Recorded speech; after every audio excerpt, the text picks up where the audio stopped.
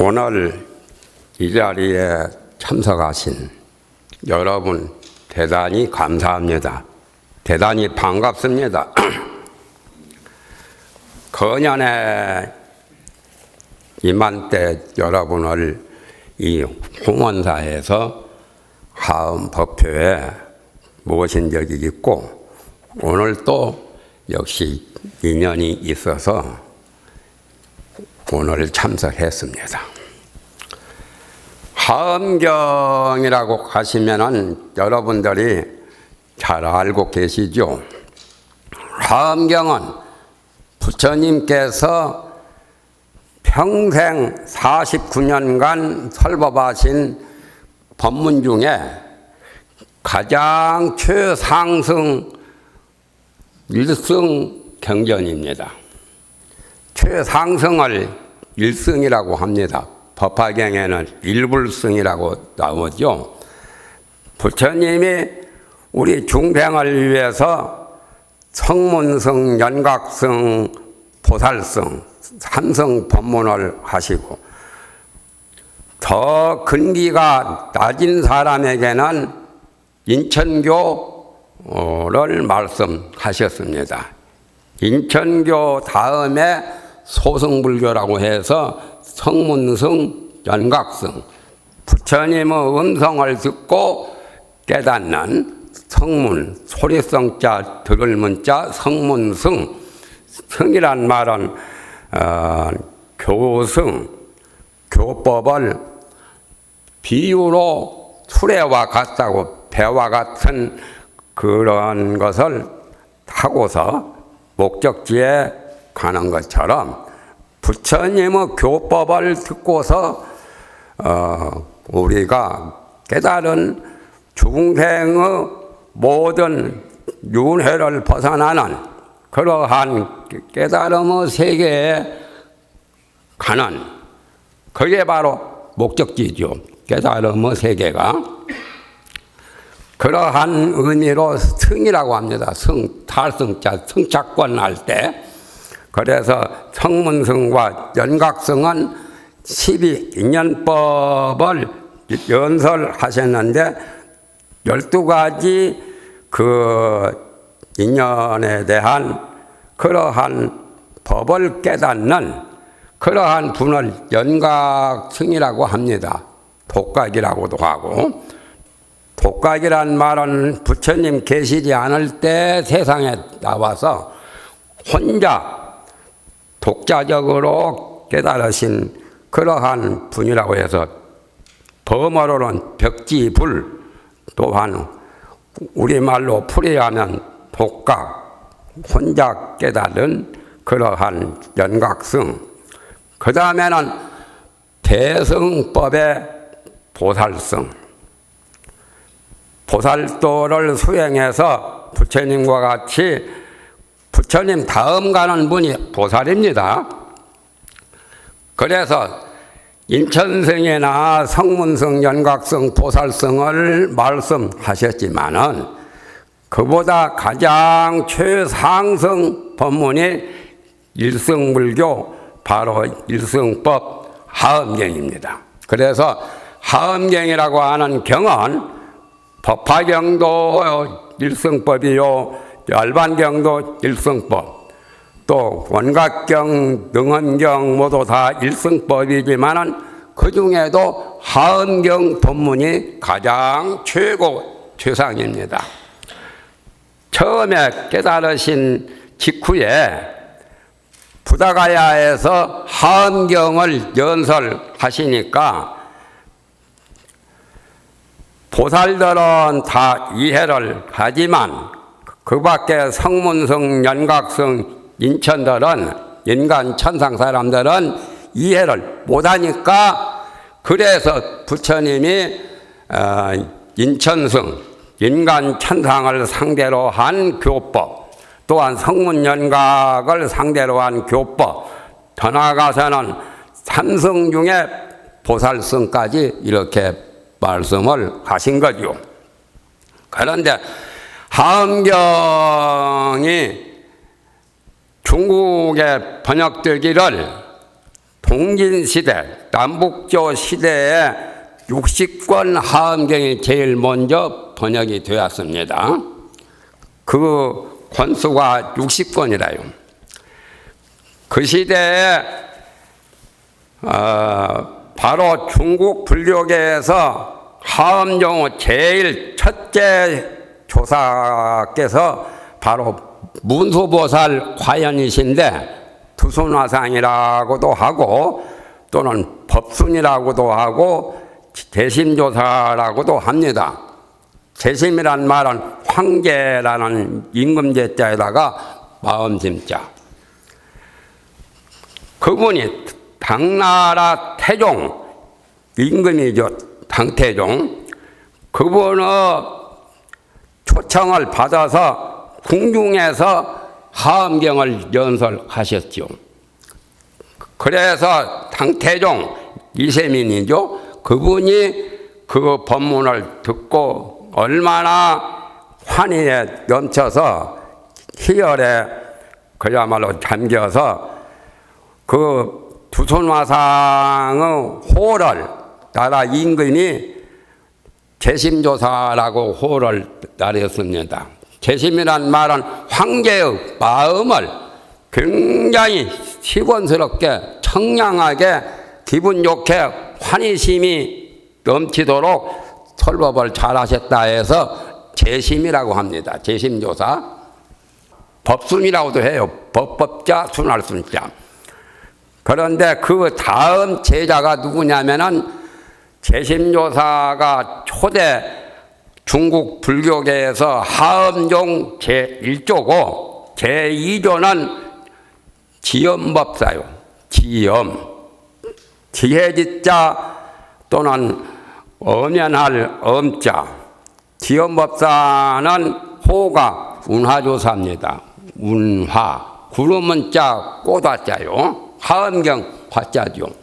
운화조사께서는 설법을 하실 때 하늘에서 꽃비가 날이었어요. 그래서 운하라. 구름이 일어나면은 결국에 비도 날이죠. 그래서 꽃비가 날았다고 해서 운하조사라고 합니다. 그 조사 밑에서 현수대사와 우리나라 의상대사께서 하엄경을 수확하셨습니다. 우리나라 불교계에서는 원효대사와 의상대사가 하엄종에 그 당시에 이제 자장율사도 계셨지만은 두 분을 이렇게 손꼽죠. 동시대 인물이죠. 그리고 그 다음에 이제 운하조사 다음에 현수대사를 중국의 세 번째 조사라고 합니다. 네 번째 조사는 청량국사. 청량국사인데 청량국사는 아주 대단하신 분입니다. 여러 황제의 스승을 하시고 그리고 장수하시고 오대산에 중국 오대산에 오래오래 계셨어요. 그래서 하엄경에 대한 해석, 소초 그런 것하고 또 하엄경에 관해서 저서를 남겼는데 한 약 250권 정도를 저술을 했어요. 그 전에 현수대사께서도 하엄경 아까 60권 하엄경을 가지고 그때 공부를 모두 하신 분들인데 하엄경 탄현기를 20권을 쓰셨습니다. 현수대사께서 현수를 법장이라고도 합니다. 법법자 감출장자. 아미타불이 성불하시기 전에 처음 비구로 계실 때 그때가 법장 비구라고 그러죠. 그런데 그 다음에 청량국사가 네 번째 총사로서 대단하신 분입니다. 그야말로 수명도 장수해서 110살 이상을 사셨어요.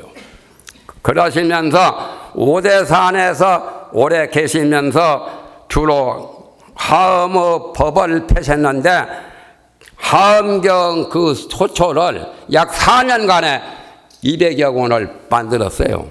대단하신 분이죠. 그분들은 이렇게 붓대를 잡으면은 보지도 않고 생각지도 않고 다른데 대조도 안 합니다. 머릿속에 다 아시는 줄줄줄줄 막 쓰는 거예요.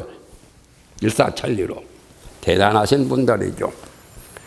그래서 한 번은 병풍남에 병풍을 둘러치고 이제 경을 해석하는 그 하엄경 소초를 쓰시는데 문수보살이 나타나셔가지고 자네 뭐 하는가 하고 그랬답니다.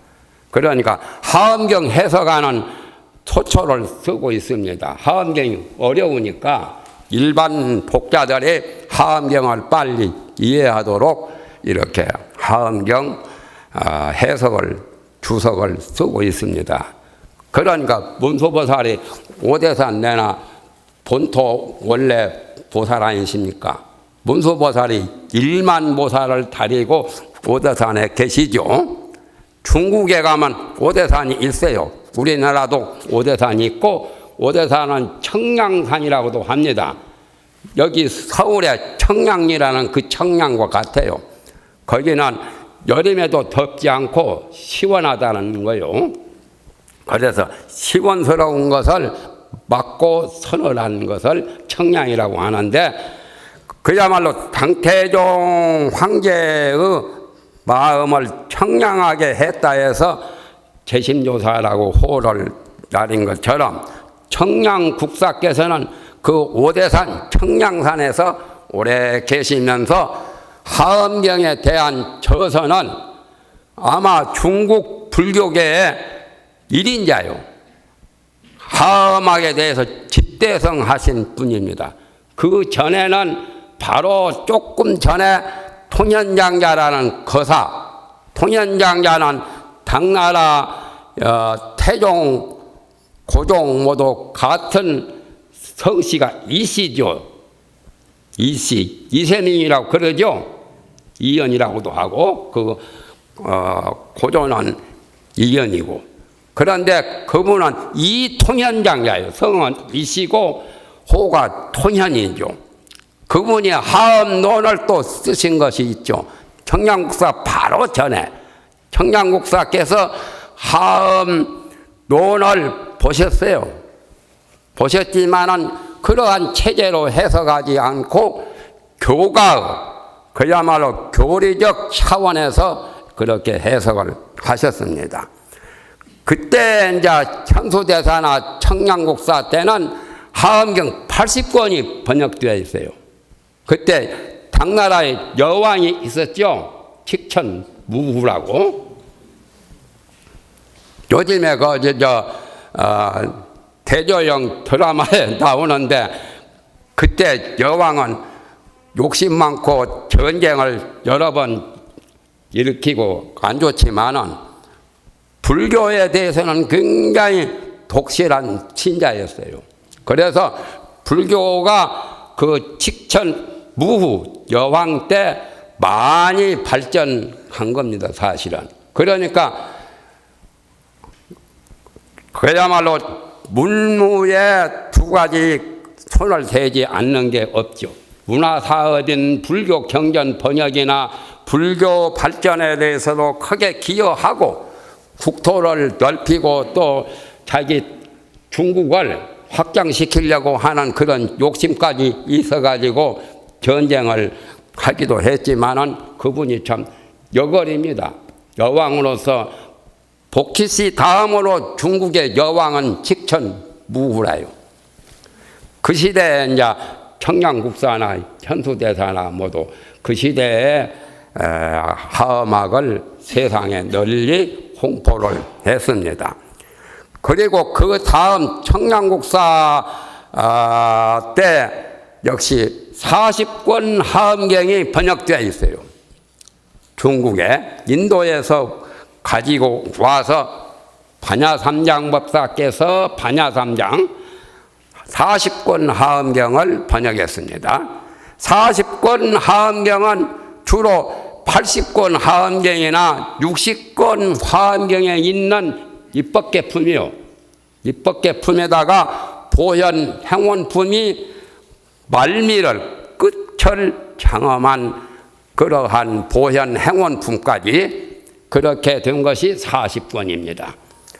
오늘은 그 40권에 대해서 가장 중요한 핵심을 말씀을 드리고자 합니다. 40권 하엄경이 내나 입법계품인데 거기 40권 하엄경 반야삼장법사는 이 해탈경계, 부사의 해탈경계, 불가사의한 생각할 수도 없고 말할 수도 없는 그런 해탈의 경계에 들어가는 보현 행원품이라고 그렇게 나옵니다. 그 40권이. 그래서 60권 하엄경이나 80권 하엄경에는 보현 행원품이 없지요. 거기는 생략되었고 그야말로 40권 하엄경의 끝부분에 가서 보현 행원품이 있는데 그게 이제 하엄경의 진수가 거기에 다 들어있어요. 그런데 보살이 보살도를 수행해서 6바라밀이나 10바라밀 등 여러 가지 만 가지 수행과 만 가지 덕을 쌓아서 석가모니 부처님처럼 성불합니다. 그런데 그러한 수행법의 가장 엑기스가 보현 행원품에 10가지가 나옵니다. 보현보살의 10가지 지극히 넓고 큰 광대한 보현의 행과 원이다. 행이란 말은 수행이죠. 실행한다, 수행한다, 행한다 그러한 것이고 원이란 말은 발원, 소원, 원을 가는 거죠. 원력. 10바라밀에 원력이 나오죠.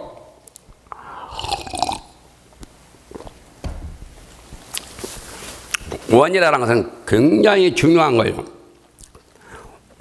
큰 원의 대표적인 보살은 지장보살이죠. 대원본존 지장보살. 그래서 어떤 경전에 보면은 관세음보살 보문품에 보면은 법화경 관세음보살이 62여 항아 모래소와 같은 보살의 명호를 투지하는 거나 관세음보살, 나무 관세음보살, 나무 관세음보살 그렇게 투지하는 거나 공덕이 같다고 했죠.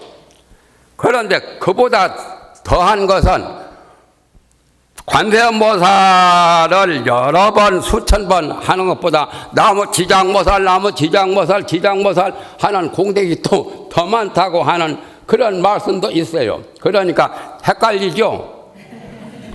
어느 백화점에 가면은 귀금속을 보고 이게 아주 100% 진짜 보배라고 하는데 또 딴 데 가서 보면은 이게 진짜라고 하면서 더 좋다라고 하는 것처럼 부처님 법문은 금강경 보면은 금강경 법문이 최고고 법화경 보면은 법화경보다 더한 경전이 없고 하엄경 보면은 하엄경보다 더한 게 없어요.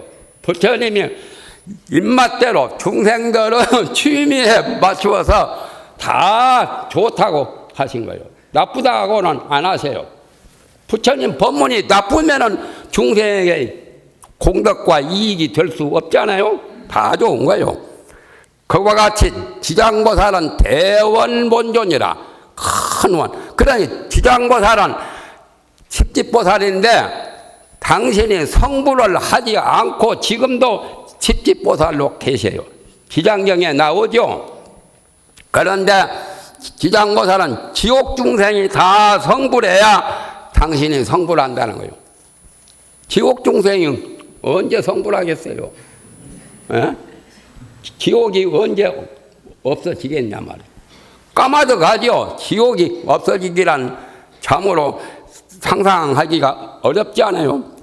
그렇게 원을 세우신 분, 지옥 중생이 다 성불해야 당신이 성불한다는 것이 지장보살인데 그러한 보살의 수행과 행원이 굉장히 중요합니다.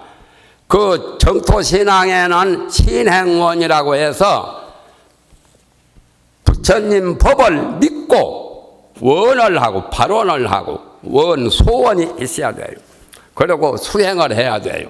그런데 보현행원 부문 보현보살의 수행과 원을 집약한 그러한 법문이 보현행원품입니다. 하엄경에서는 문수보현인데 문수보살은 대치해를 상징적으로 대표하신 보살이고 보현보살은 수행을 주로 대표적인 보살이신데 보현보살은 보살도를 총칭할 때도 보현행이라고도 합니다. 보살행이 바로 보현행이고 보현행이 바로 보살행이요. 아마 보살들 불명 가운데 보현행도 있을 거예요. 그런데 보현보살의 광대한 그러한 행원을 10가지로 집약을 했어요.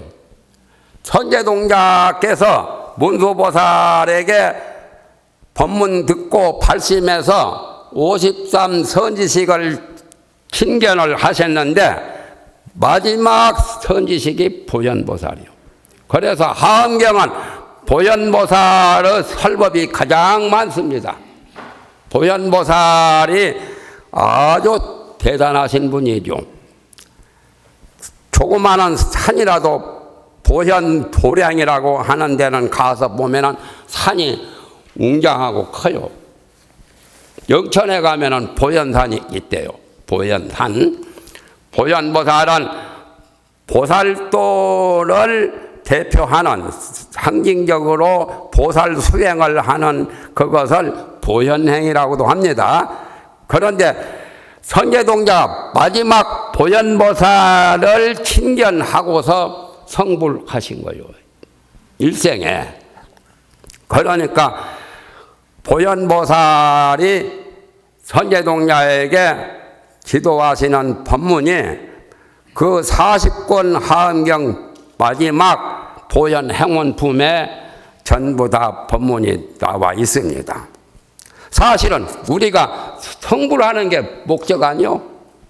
참선하는 것도 성불이 목적이고 또 경을 공부하거나 주력을 하거나 연부를 하거나 보살도를 수행하거나 복을 짓거나 지혜를 닦거나 여러 가지 방법은 마지막 성불이 목적이죠. 그렇기 때문에 성불이 목적이기 때문에 조사 선문에서도 견성 성불이라 그러죠. 성품을 보고 깨달음을 이루는 부처가 된다는 말이죠. 그런데 성불을 참선을 해서 성불하는 법도 있지만 말세중생은 어려워요. 그리고 자기 힘으로만 하는 게 참선인데 자기 힘이 얼마나 뛰어나서 그야말로 말세중생이 아무 장애 없이 성불을 하겠느냐.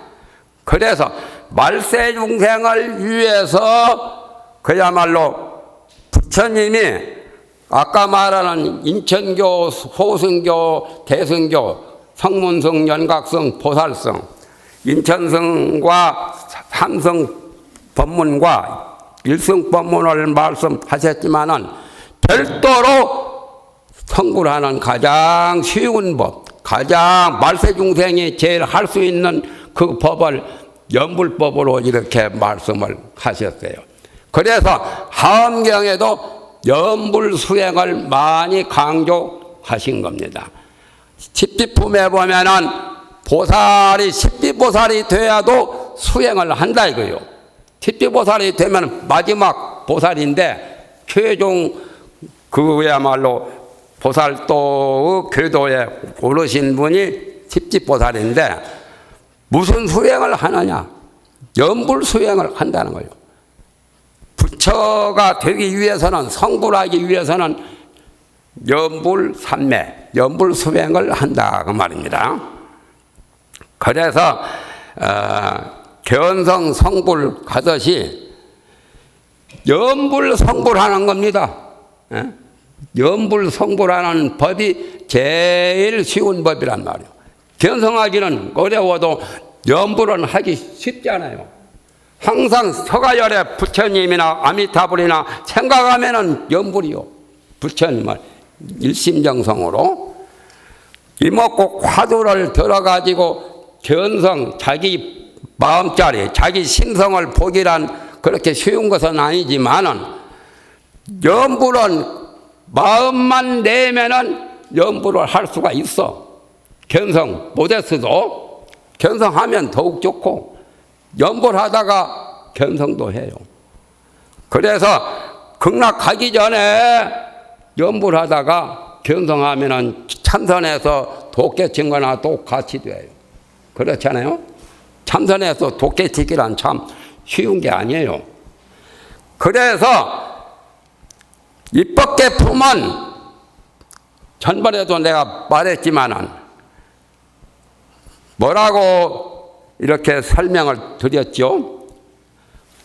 선제동자가 계실 때 부처님이 계셨단 말이에요. 비로자나불, 석가모니불, 노사나불이 계셨는데 어째서 부처님한테 직접 설법을 듣지 않고 개인 교수로 문수보살이 저 복성동반 먼 곳에 부처님이 계시는 곳에서 멀리 수백리 천리 밖에 거기에 가서 개인 교수 문수보살의 법문을 들었느냐 말이에요. 문수보살의 법문을 듣고 50산 선지식을 낱낱이 찾아가서 왜 했느냐 말이에요. 아이, 부처님이 계시는데 부처님한테, 석가모니 부처님한테 직접 가서 듣지. 그렇잖아요? 그러면 더 빠르지.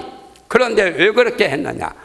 말세 중생을 위해서 문수보살이 개인 교수로 부처님 계시지만 먼 곳에 가서 부처님이 열반에 드시면은 부처님의 설법을 듣기가 어려우니까 그걸 상징적으로 부처님이 계시지 않더라도 부처님 다음 가는 그러한 선지식들이 계시면은 그 선지식을 찾아가서 설법 듣고 빨리 성불해야 하는 그러한 의미가 깊이 숨겨져 있어요. 그건 비밀입니다. 나는 비밀을 공개하기 때문에 하는 거지 하암계에도 그런 말씀만 안 나와요.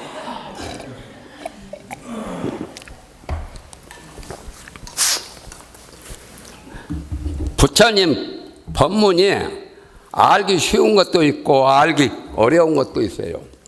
알기 어려운 것은 우리가 비밀이라고 합니다. 비밀. 그런데 그 53 선지식 가운데서 문수보살 다음에 덕운해운 선주승 나오죠.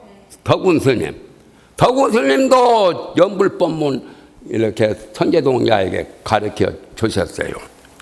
그리고 하암경 53 선지식의 법문 중에도 그 연불에 대해서 그분들 수행해서 부처님을 직접 보시기도 해요. 그 선지식들은.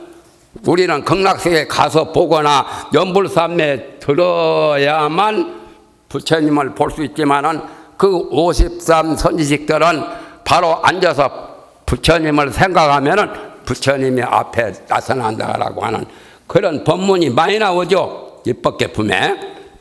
그런데 마지막 보현보살께서 선제동자 최후로 법문하신 그게 10가지의 10종 10가지 광대한 행원을 닦으면 성불한다는 거예요. 그래서 보현행원품의 10가지 보현행원을 간단하게 설명을 하겠습니다. 30분은 벌써 지나버렸는데, 첫째는 애경제불, 여러 부처님께 애경을 한단 말. 어려운 것도 아니요.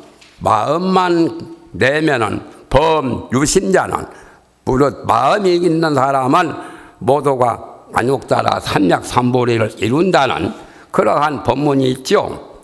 그와 같이 뭐 그렇게 어려운 것만은 아니에요. 보현보살의 10가지 그 광대 행원도 첫째는 여러 부처님께 애경을 한다.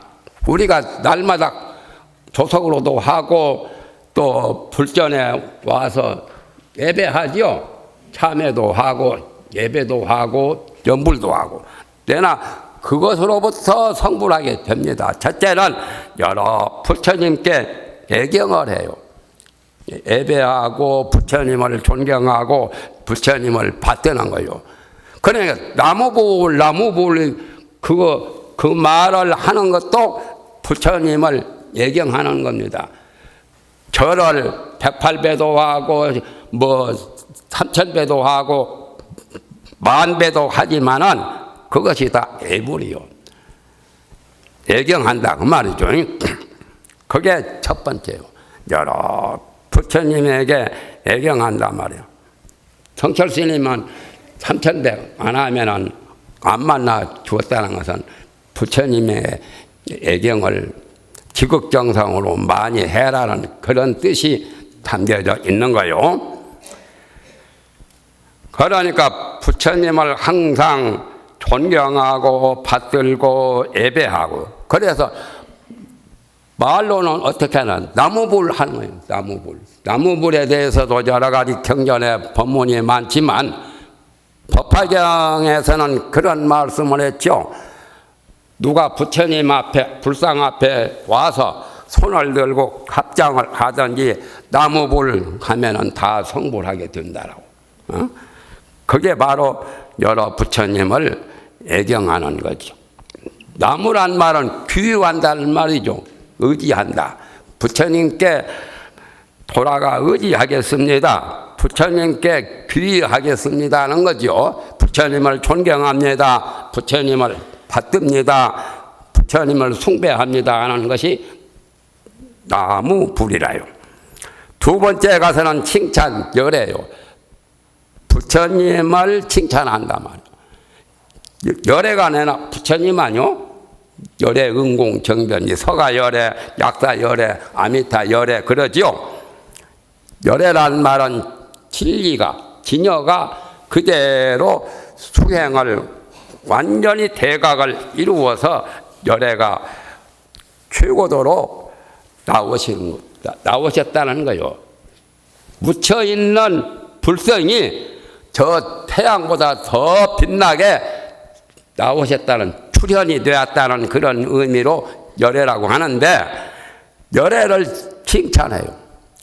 원래 미륵보살하고 서가열애 성불하시기 전에 그 보살적에 두 분이, 미륵보살이 원래가 선배라요, 선배. 그리고 서가열애는 후배인데, 불사부처님이 세상에 출현하셨는데 서가열애께서는 그 용맹정진을 했어요.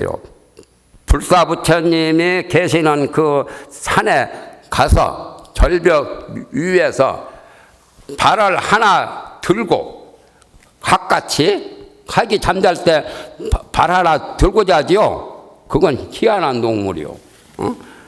발 2개 그대로 땅에다 붙이지 않고 하나는 붙이고 하나는 들고 자는데 그걸 교족이라고 합니다. 교족. 다리를 하나 들었다는 거예요. 서가열애 부처님이 불사부처님 앞에서 그 합장하고 발을 하나 들고, 교족 공부죠. 들고 불사부처님을 찬양했어. 칭찬을. 그러니까 하루, 이틀, 사흘, 나흘, 닷새, 엿새 이래 동안을 7일간을 용맹정진, 용맹 기도를 했죠. 그렇게 해서 불사부처님을 어떻게 칭찬했냐면은 천상천하 무여불 시방세계 영무입이 우리가 법회 때 하지요. 세간소유 아진견 일체무유 여불자. 한문으로 그렇게 되어 있습니다.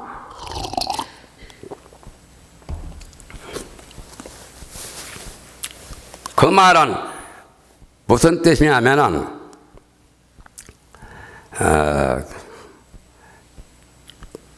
열애를 칭찬하는, 부처님을 칭찬하는 그러한 말인데, 개송인데, 방금 내가 뭐라고 했죠? 천상천하 물려볼, 천상과 천하야, 하늘 위나 하늘 밑에나 부처님 같은 분은 없단 말이야. 또 시방세계 영무비라, 시방세계 동서남북 상하사방 간방까지 시방세계에도 또한 비교할 수가 없어. 부처님이 최고다 그 말 아니요. 최고 최상이라. 뭐 요즘에 석가, 공자, 예수, 소크라테스 세계 4대 성인이라고 해도 다른 분들은 다 세발의 피요. 서가열의 부처님만 최고요. 그러니까 천상천하에 부처님 같은 분은 없어. 시방세계에서도 가장 최고로 높으신 분, 최고로 가장 크게 깨달으신 대가, 원가, 성취하신 분은 부처님이라. 그래서 성중성이라고 하죠.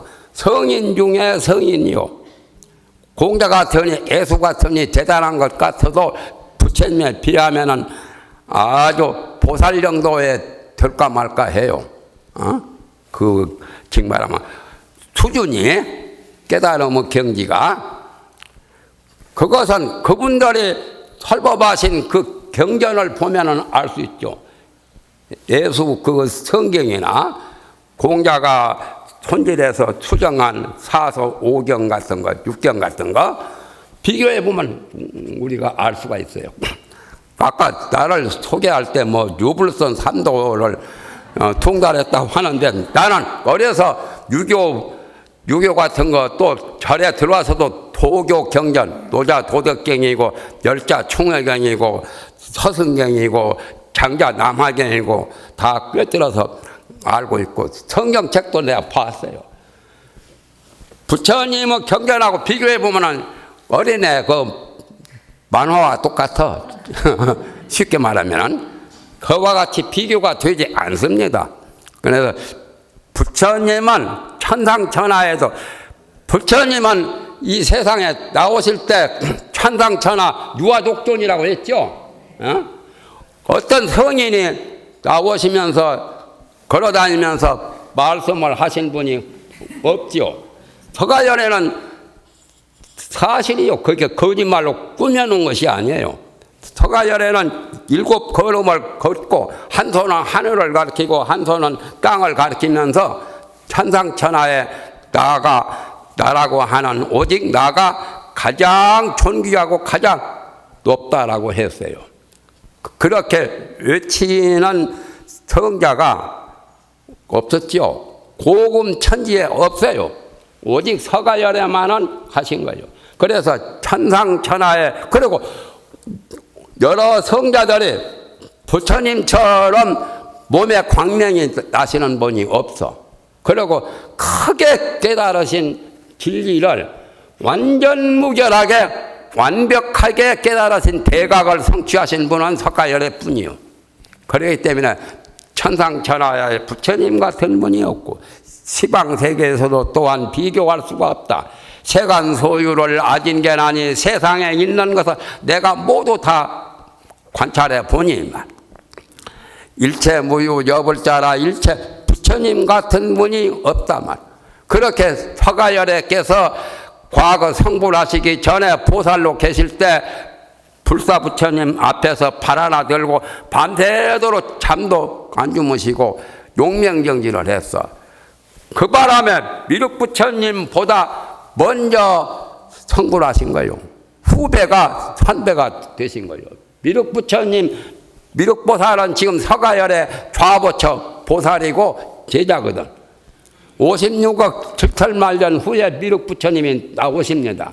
서가열의 그 시대에 불교에 인연이 있고 설법 듣고 여러 가지 공부했던 그 사람들을 미륵 부처님이 나와서 이제 또 제도를 또 하시는 거예요. 그러니까 우리는 미륵 부처님하고도 인연이 아주 중하죠. 그렇게 해서 성불을 빨리 했다는 거예요. 그렇게 열애를 칭찬해요. 세 번째 가서는 이제 보현의 10대원 가운데 광수 공양원, 공양을 널리 마련해서 부처님께 공양을 올린다면, 공양도 두 가지가 있죠. 저렇게 육색 공양도 하고 과일이나 떡이나 여러 가지 좋은 것을 물건으로 이렇게 공양을 올리기도 하고, 또한 마음을 바르고 착하고 덕스럽게 마음을 수행을 잘해서 부처님 법을 제대로 수행하고 하는 그런 법공양도 있죠. 유마경에 보면은 법공양품이 나오죠. 하엄경이나 법화경이나 열애의 법을 공양 올리는 그런 것을 여기서 세 번째 공양을 널리 닦는다면 마련한다 말이죠. 네 번째 가서는 참회 업장이라, 우리가 과거부터 지금까지 모르고 지었든지 알고 지었든지 모든 업을, 나쁜 업을 지은 그것이 업장이라요. 업장이 두텁다라는 말이 있죠. 그걸 참회로 해요. 부처님께, 참회는 부처님께 하는 게 최고요. 부처님이 최고 성자니까. 물론 잘못한 사람 앞에, 그 사람 앞에 참회도 할 수가 있고, 부모한테 참여하기도 하고 또 유명한 스승한테 참여하기도 하지만은 부처님께 참여하는 게 가장 최고예요. 그래서 네 번째 가서는 업장을, 나쁜 업을 지은 업장을 참여하는 거고, 다섯 번째는 수희 공덕원이라, 다섯 번째는 공덕을 따라 기뻐하는 거예요. 이 세상에 공덕을 짓는 사람이 많이 있죠. 공덕을 짓는 사람은 나무 지도자가 됩니다. 대표 인물이 되어요. 또 공덕을 많이 지은 사람은 다복하게 잘 살고, 소원 성취가 다 잘 이루어지는 것은 공덕이 많은 사람들이에요. 그런데 남이 공덕을 지은 것을 시기하고 질투하고 언짢게 생각한 것이 아니라 따라 기뻐해요. 참 잘하십니다. 내가 못하더라도 다른 분이 잘한 분이 있으면 칭찬해 줘. 예를 들면 자기 동료의 아들, 딸은 서울대학교에 붙었는데 자기 아들, 딸은 못 붙으면 기분 나빠서 보기도 싫고 말하기도 싫어하죠. 그런 마음 가지면 안 돼요. 나의 아들, 딸은 명문대학에 못 갔더라도 당신의 아들, 딸이 공부 잘하고 운이 좋아서 명문대학에 갔으니까 참 좋다고 축하해주고 좋아해줘야 돼.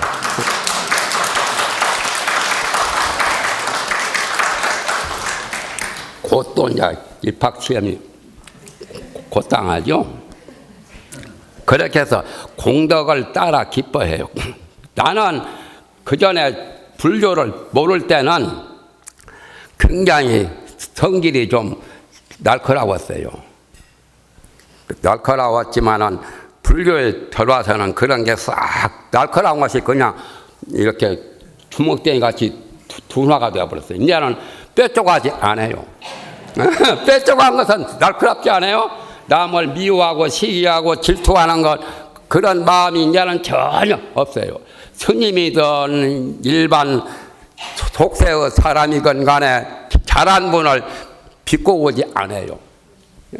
안 좋은 소리, 안 좋은 생각을 갖지 않고 잘한다. 그러나 정치인들도 정치 잘했으면 좋겠다고 그런 마음을 갖지 꼭 비난만 위주로 하지 않는단 말이에요. 그게 이제 공덕을 따라 기뻐하는 거예요. 좋은 것만 찾고 찬양해요. 그래서 공자의 그 법문에, 공자의 그 지금 말하면 설법에 악헌학자 잘 안 써요. 착할 선자, 착하지 못하다라고 그렇게 표현을 많이 하고, 어찌다 악헌학자 쓰기도 하지만은 그랑자 악한 고약하다는 그거 나쁜 악덕 상인 뭐 악심 뭐 악업 같은 그런 것보다는 공덕을 따라 기뻐요. 공덕을 따라 기뻐하면은 나도 그런 공덕을 지을 수 있다는 거예요.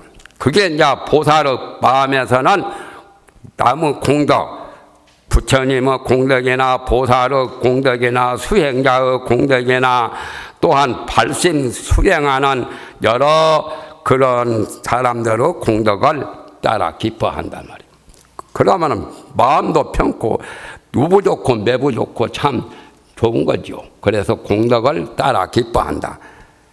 벌써 인간 마음부터 개조가 돼요. 중생의 그 업식이 완전히 보살의 마음으로 바뀌어야 되죠. 그러면은 빨리 보살이 되고 빨리 부처가 되는 거요. 여섯 번째는 청전 법륜원이라. 법륜을 굴리기를, 법륜이라는 것은 부처님이 이 세상에 나와서 법의 바퀴를 세상에 법을 펴서 법이 천추만대까지 전하도록 그것을 청하는 거예요. 이건 어떤 분이 성불을 하셨다면 그 부처님이 빨리 열반에 들지 마시고 이 불쌍한 중생을 위해서 법륜을 굴려서 여러 중생들을 깨우치는 설법을 하시라고 이렇게 요청하고 간청하는 거예요. 여섯 번째는 청전 법륜이라. 법륜 굴리기를 청하는 거고, 일곱 번째는 청불 주세라. 부처님이 세상에 오래 계시기를 간청한다. 마왕 파수님, 마왕은 석가열애가 빨리 세상을 떠나기를 희망했죠. 석가열애가 세상 떠나야 자기 세상인 거니까. 마왕 파수니한테는 부처님이 좀 걸붙이는 존재로 잘못 생각하고 있죠. 그래서 부처님이 빨리 열반에 들기를 희망했죠. 그런 나쁜 마음은 안 좋은 거라요. 부처님이 오래오래 세상에 계시면서 중생을 교화하시고 제도하시고 또 모든 우매한 사람들을 깨우쳐 주시라고 이렇게 요청을 하는 거예요. 간청을 해요. 일곱 번째가. 그리고 여덟 번째는 상수 불학원이라. 항상 부처님을 따라서 배우려고 그래요. 부처님이 세상에 계시면은 부처님을 따라서 배우면은 바로 성불하기가 쉽지 않아요? 또 부처님이 세상에 계시지 않더라도 부처님이 말씀하신 법문, 경전, 불경 말이죠. 불경 그 경전을 잘 배우는 것도 여덟 번째, 항상 부처님을 따라서 배우는 거예요. 부처님이 세상을 떠나셨다 해도 부처님의 법문은 남아있잖아요. 그래서 부처님의 법문을 항상 따라 배우기를 원하는 거예요. 아홉 번째는 항순 중생원이라. 보살도를 수행하는 사람은 수순중생에서 중생을 따라서 중생을 거역하지 않고 중생을 싫어하거나 중생을 여러 가지로 괴롭히거나 언짢게 하는 게 아니라 중생을 따라서 순종해서 수순해서 항상 중생을 순하는 거예요. 여러분들이 어린애 이제 똥오줌도 못 가릴 때 길러보셨죠? 그 똥오줌 싸도 좋게 보시는 거예요. 그리고 어린애가 몰라가지고 엄마나 아빠의 말씀을 잘 안 듣더라도 미흡게 보지를 않죠. 항상 사랑스러운 눈으로 보시잖아요. 그게 다 일종의 가정에서 어린애들 기르는 그 마음과 같이 보살이 일체중생을 그렇게 보는 거예요. 그래서 중생을 위해서 한단 말이에요. 그래서 보살의 수행은 이 모든 세계를 자기 가정으로 생각해야 돼요. 그렇게 생각하기 어렵죠. 자기 가정만 가정이라고 생각하지 온 세계가 다 자기 집이라 자기 가정이라고 생각을 하기가 어렵죠. 그리고 모든 생명체, 모든 중생들은 다 가족으로 생각해요. 그렇게 하면은 진짜 보현보살입니다. 관세음보살이고 그렇게 하기가 어렵죠. 마음을 좁게 쓰는 게 아니라 마음을 넓게 작게 쓰는 게 아니라 크게 쓴단 말이에요. 마음을 작게 쓰는 것이 소심한 사람이 소인데요. 마음을 크게 광대 무변한 그 마음씨를 가지면은 대신 큰 마음, 대신 중생을 보살이라고 합니다. 보살을 불교에서 별명 대신 중생이라고 그래요. 큰 마음을 가진 중생이다. 아직 보살도 성불 못했으니까 중생이거든. 미륵보살도 엄격히 따지면 지금 보살이고 앞으로는 미륵존불이 되시겠지만은 지금은 중생입니다. 좀 억울하죠. 미륵보살을 중생이라고 하면은 억울하기는 억울하지만 성불을 아직 안 했으니까 중생의 서열에 들어가요. 보살이나 아라한이나 성문연각 다 중생이요. 출가사문도 중생이고. 그러나 이제 성불을 하면은 그때 달라져요. 그때는 부처죠. 그래서 중생을 항상 수순해요. 항상 중생을 따라서 중생을 이롭게 하고 중생이 덕이 되게 하고 중생에게 큰 혜택을 주고 중생이 잘 살고 중생이 편안하고 고통을 받지 않도록 그러한 마음을 갖고 중생을 상대하고 중생을 교화하고 중생에게 여러 가지 그런 것을 아끼지 않는 거예요.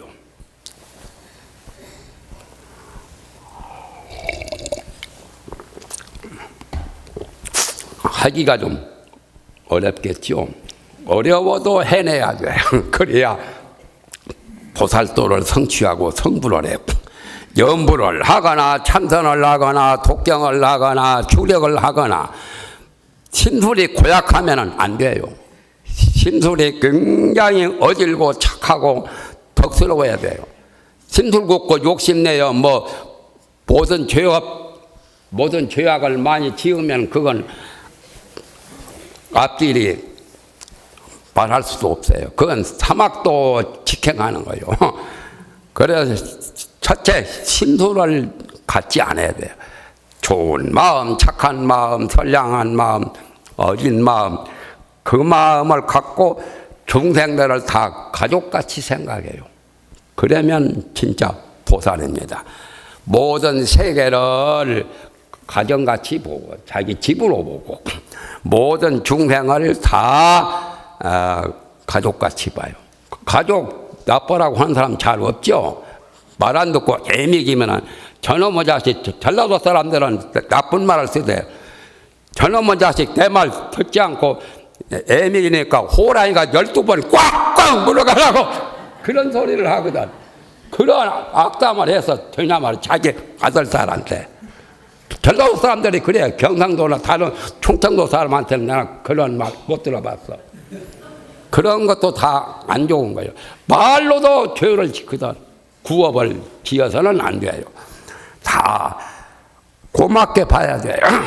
다 고맙게 보면은 내 마음이 태평해지고 내 마음이 바로 보살이고 그 마음이 바로 불국토가 만들어지는 거예요. 그러니까 마음가짐을 어떻게 해야 되느냐가 가장 중요해요. 몸뚱이는 마음에 따라서 움직이는 거예요. 차는 운전하는 사람에 따라서 차가 방향을 가고 서고 동쪽으로 가든 서쪽으로 가든 가지요. 그와 같이 육체는 마음에 따라서예요. 이 입도 그렇고 입이 안 좋아서 방향 맞으면 그것도 안 좋죠. 항상 중생을 수순한단 말이야. 하암경에 내가 그런 법문이 내가 말을 만든 말이 아니오. 경문에 다 있는 소리요. 10번째는 복의 회양이라. 10번째는 복의 회양이란 말은 널리 다 회양을 해요. 불교란 말은 그 중생에게 회양하는 거요. 그래서 기도도 마칠 때 백일기도 회양, 천일기도 회양이란 말을 많이 쓰죠. 하암경에 십회양 보살, 그 보살 또 십지 가기 전에 십회양이 있어요. 회양이라는 것은 잘 회전을 잘 지키는. 돈 잘 버는 사람은 돈을 잘 회양할 줄 아는 거예요. 돈을 굴릴 줄 안단 말이에요. 그게 회양이요. 그러니까 부처님이 하암경 법문하실 때마다 이 몸에서 광명을 놓으셨죠. 십회양 법문을 하시기 직전에는 부처님이 무릎에서 회양을 했어요.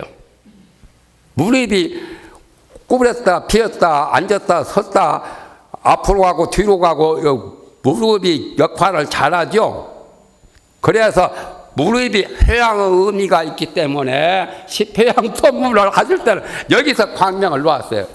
그런데 손목에서도 좀 광명 놓았으면 좋았을 것을 하암경에 손목에서 광명 놓았다는 말은 없죠. 능엄경에서는 온 전신에 광명을 놓았다 하고 법화경에는 미간백호에서 광명을 놓았다 하고 또 십지보살 십지의 법문을 하시기 직전에는 부처님 미간백호 양미간의 여기 인당 관상하고 출원은 인당이라요. 인당에서 광명. 인당이 별것 아닌 것 같지만 인당이 굉장히 중요한 거예요. 얼굴의 중심을 코를 보는 게 아니라 관상학에서는 인당을 봐요. 양미간. 그래서 부처님이 정상에서 광명 놓았다는 것도 나와 있죠. 영암경에서도 정상에서 정상 육계상에서 광명 놓았고 또 대불정 다란이경 설할 때도 여기서 정상에서 놓았지만은 법화경이나 하암경은 최고 여기서 광명을 놓으셨다고. 얼굴로 한 복판. 인당이 굉장히 중요합니다. 여러분에게 내가 비밀 한 가지 제공을 할게요. 버스는 볼 수 있죠. 버스 운전수는. 버스 운전수를 봐가지고 여가 체크하거나 여가 체크하면 여 중앙이니까 그 버스 타지 말고 내려와야 돼요. 또 차 운전 하는 사람이 여기나 여기가 체크하면은 운전하지 말아야 돼요. 벌써 7일, 2주일 전에도 나타나고 7일 전에 나타나니까 운전하는 사람은 항상 거울 봐요. 내가 그래서 30년을 부산에서 서울 늘 다니면서 내가 거울 요즘은 안 보지만 볼 일도 없지만은 잘 안 오니까 거울을 봐봤어요. 교통사고 당하면은 연불도 못하고 그냥 교통사고 급사하면 큰일 나잖아요. 그래서 나는 외국에 갈 때도 그런 화가 없겠지만은 근신하기 위해서 그런 걸 봅니다. 그래서 어떤 내 친척이 전라도에 나이 한 80이 넘었어. 그런데 그 모두 돌아가실 거라고 준비를 다 했어. 널도 장만하고 뭐 수의옷도 장만하고. 그럼 내가 한번 그 노인을 가서 봤거든. 다른 것은 몰라도 저 경봉스님처럼 얼굴 탁 보고 너 유장병 있구나. 경봉스님 똑 떨어지게 알잖아요. 도인으로서 안 게 아니라 얼굴 봐도 유장병 정도 같은 것은 아는 거예요. 당뇨병 같은 것도 알 수 있고 사실은 얼굴에 나타나요. 그래서 인당에 검은 빛이 있고 시커머니 죽을 상호가 여기에 나타나면은 그것이 없어질 때까지 차 운전 정지해야 돼. 그리고 버스에도 버스 운전석 앞에 거울에 비치잖아요. 그거 보고 아이고 같이 통타지고 가면은 안 되니까 빨리 돈 주어서도 내려가 버려야 돼.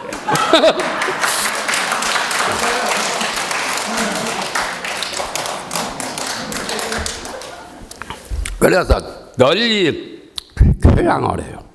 그래, 내가 착한 일을 하거나 내가 공덕을 쌓았거나 내가 여러 중생에게 이익된 일을 했거나 저런 성문연각 보살 부처님께 모두 다 공덕 지은 것을 회양을 해야 돼요. 보통 우리가 축원할 때 회양 삼처 실원만 첫머리에 나오죠. 안고 시방삼태 뭐 제망중중 이렇게 해놓고는 회양 삼처 실원만 세 가지 세 곳에 회양을 한다 말이에요. 삼처란 말은 세 가지 곳인데 세 가지 곳은 뭐냐? 첫째는 진리, 진여.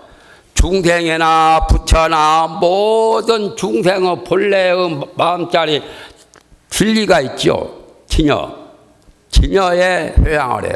그 진리 마음에서 마음을 깨달으면 부처가 되고 마음을 깨닫지 못하고 미하면 중생이니까 중생한테도 회양을 해야 돼요.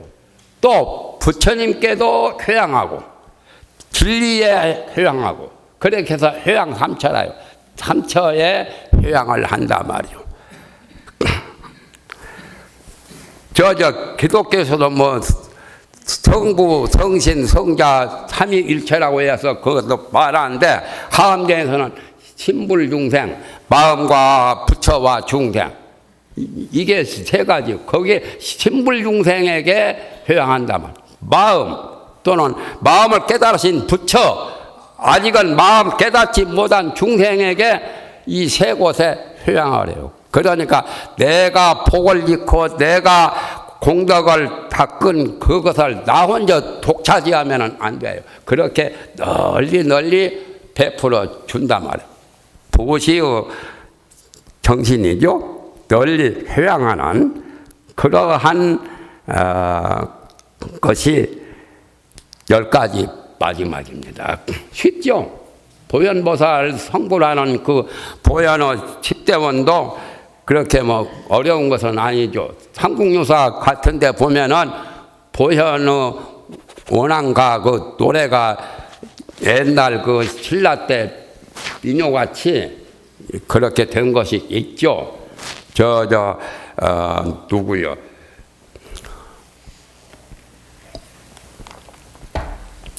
우리나라에 가음학자 유명하신 신라 때, 고려 때 그 고려 광종 때 유명한 분 있었죠.